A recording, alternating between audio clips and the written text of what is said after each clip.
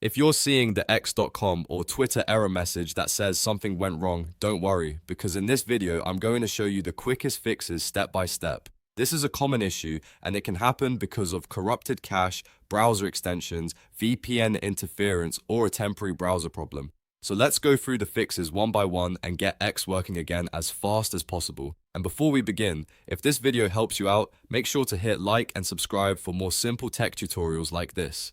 First, press Ctrl, Shift, and the Delete on your keyboard at the same time. This will open your browser's Clear Browsing Data window. From here, make sure you clear cookies and cache. These saved files can sometimes stop X from loading properly, so removing them is one of the best first steps. Once that is done, go ahead and refresh the page and check whether the problem is fixed.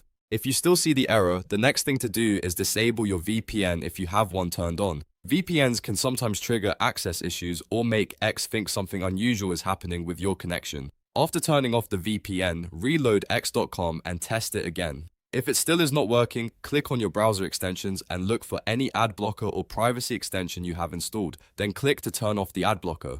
Ad blockers can interfere with page scripts and stop parts of X from loading correctly, which often leads to the "something went wrong" message. After disabling it, refresh the page and see if X loads normally. If the issue continues, press Ctrl, Shift, and N to open a private browsing window. This opens an Incognito session with a clean environment, which helps you check whether the problem is caused by your browser settings, cached files, or extensions. Once the private window opens, go to x.com and check if it is working there.